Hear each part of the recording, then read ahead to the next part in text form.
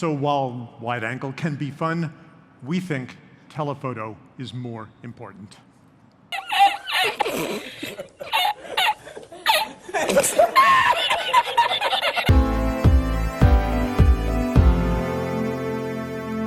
But what chip does the Pixel 5 have?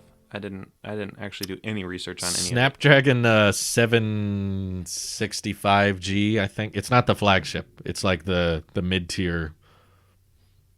Well, it's only $700, so it's not like $700 the on an 1,000. Android phone. You should be getting pretty flagship specs. Come on. Yeah, I don't think the Pixel 5 is a good deal. There's much better hardware if that's what you care about. Pretty much the only thing the Pixel 5 has going for it is software that people prefer from a subjective basis. But when it comes to just sheer hardware, Samsung hasn't beat by far. Like the cameras in the Pixel 5 are the exact same sensors as the Pixel 3 from years ago. Like it's the same hardware. They just update the photography performance through software. And the hardware isn't except for that now they impressive. have a new dual camera. You know, we believe that while telephoto, So while wide angle is fun, telephoto is the future. Is more Yep, went back on that one. That guy's not with them anymore. Oh, so. that guy was I hated that presenter. He had like 3 or 4 lines that just were so rude. It's like there were so many parts of that event that we just knowingly watched thinking this is going to age horribly, and we were so right. You guys are going to get ultra wide next year. You guys are going to go back on everything. I don't know, 3 cameras? Wait, why was that? Why would that have been so difficult? I don't understand. Right? They're like, well, so many other phones while these wide days. angle is fun, we believe that telephoto is the future. So you couldn't have just thrown both? Like no one else has done that? Actually, we've been doing it for like a year now, and they still couldn't figure out how to do 3 cameras. Like I saw people tweeting about that. Everything in the Pixel lineup contradicts itself the following year, which I find hilarious. It's always like speakers. Yeah. Right.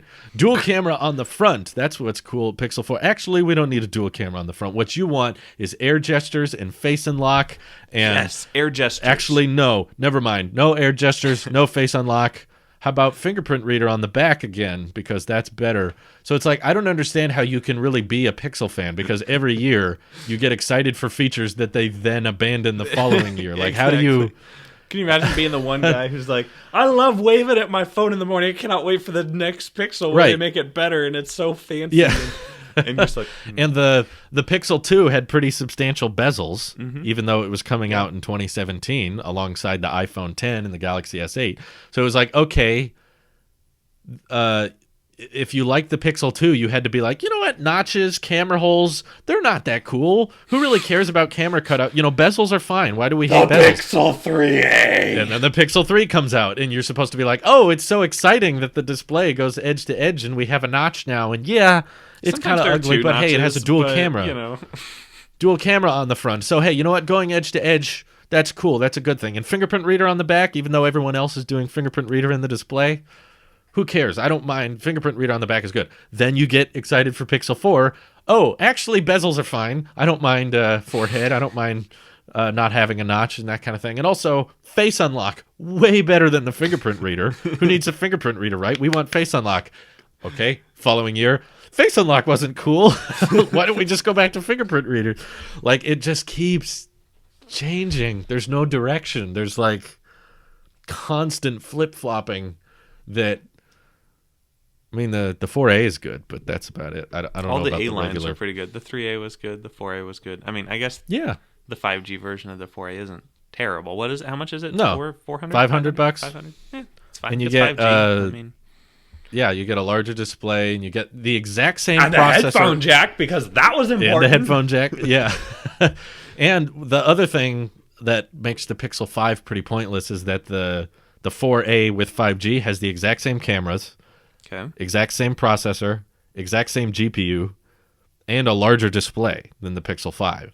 So, plus the headphone jack, which the Pixel 5 doesn't have. So it's like, it's cheaper and has several advantages. Did Google even like look at the two products at the same time? Like, did they talk about that? Google, I think the Come Pixel on, 5... you did so good with the next lineup. Why did you have to screw this up so bad every single year? I don't know how they keep screwing it up, but it's like the Pixel 5's job is to make the 4A look like a good deal. That's pretty much all it does. Honestly, that might be what it is doing from a marketing perspective. But hey, you just finished another clip from the Tailosive podcasts. That's right, you are officially binging our content. While you're at it, why don't you just go ahead and click subscribe and click like and hit us up in the comments below.